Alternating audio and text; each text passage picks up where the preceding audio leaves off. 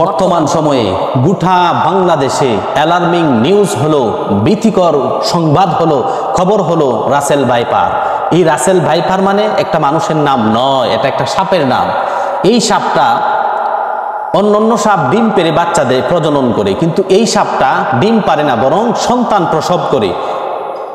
একটা আর দুইটা নয়, 40টা 50টা এবং 60টা বাচ্চা সে জন্মদান করতে পারে। এরকম তার বিস্তার, বংশ বিস্তার করতেছে বাংলাদেশের মধ্যে। 25টা জেলার মধ্যে এই সাপের আনাগোনা দেখা যায়, বহিঃপ্রকাশ পাওয়া গিয়েছে। অলরেডি বাংলাদেশের মধ্যে অনেক মানুষ মৃত্যুবরণ করেছে এই রাসেল ভাইপার নামক এই সাপ থেকে। আমি বলতে চাই, রাসেল ভাইপার বাংলার জমিনের মধ্যে কোনো সাপ নয়, বরং বাংলার প্রত্যেকটা মানুষের জন্য অভিশাপ, বাংলার প্রত্যেকটা মানুষের হাতের কামাই। এটা আল্লাহর পক্ষ থেকে একটা গজব আপনি আমার উপরে চলে এসেছে। করোনা ভাইরাস যেরকম ভাবে আপনি আমার উপরে আল্লাহর পক্ষ থেকে গজব এসে গিয়েছিল, ঠিক তেমনি ভাবে বর্তমান সময়ে রাসেল ভাইপার নামক সাপ আপনি আমার জন্য একটা গজবে পরিণত হয়ে গিয়েছে। আল্লাহ পাক বলেন, ওয়ামা আসাবাকুম মিন মুসিবাতিন ফাবিমা কাসাবাত আইদিকুম ওয়া আফু আন কাসীর। তোমাদের উপরে যত বিপদ মুসিবত পতিত হয় সব তোমার হাতের কামাই। সুতরাং হাতের কামাইকৃত বিপদ মুসিবতের মধ্যে আমি অনেকটিকে এমনিতেই মাফ করে দিই। সুতরাং রাসেল ভাইপার আপনি কয়টা মারবেন?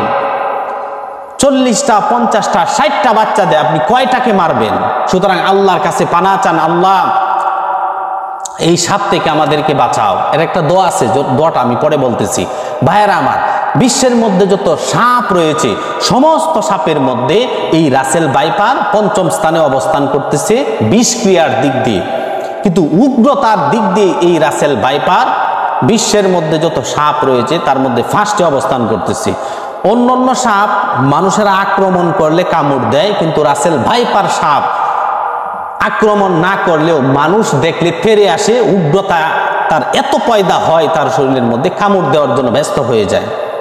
অন্যান্য সাপ এমনিতে চলে যায়, কিন্তু এই সাপটা মানুষকে দেখে ভয় পায় না, মানুষকে কামড় দেওয়ার জন্য আসে। 1 সেকেন্ডের অর্ধেকটা সময় হলেই আপনাকে সে বিষক্রিয়া প্রয়োগ করে দিতে পারবে, তাতে করে আপনার মৃত্যুর কোলে আপনি ঢেলে পড়বেন। এটা ডেঞ্জারাস পূর্ণ একটা স্নেক, একটা সাপ।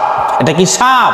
এটা আল্লাহর পক্ষ থেকে অভিশাপ, আল্লাহর পক্ষ থেকে মানুষের জন্য গজব।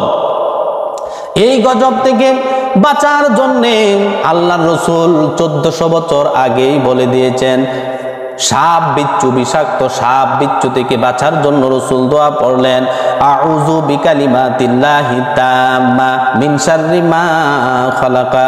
আল্লাহ রাসূল বলেন, ওই সময়ে যখন সাপ বিচ্ছু যখন বেড়ে যাবে, বিষক্রিয়া থেকে বাঁচার জন্যে মাগরিবের সময় 3 বার, সকালে 3 বার এই দোয়া করবে, আল্লাহ তুমি আমাকে অনিষ্ট থেকে বাঁচাও, আর তুমি যদি আমাকে অনিষ্ট থেকে না বাঁচাও আর কোনো কেউ নাই সেই অনিষ্ট থেকে বাঁচানোর জন্যে, বাঁচানোর মতন আর কেউ নাই। সুতরাং রাসেল ভাইপার আপনি আমার জন্য অভিশাপ, রাসেল ভাইপার আপনি আমার জন্য গজব। সেই গজব থেকে বাঁচার জন্য আল্লাহর প্রতিষ্ঠিত দ্বীনের উপরে আপনি আমার চলতে হবে, আল্লাহর শিখানো পথের উপরে আপনি আমার থাকতে হবে, আল্লাহর কাছে নুসরত চেতে হবে, আল্লাহর কাছে সাহায্য চাইতে হবে, তবেই সম্ভব, পসিবল হয়ে যাবে এই রাসেল ভাইপার নামক সাপ থেকে ডিফেন্স বা আত্মরক্ষার জন্য।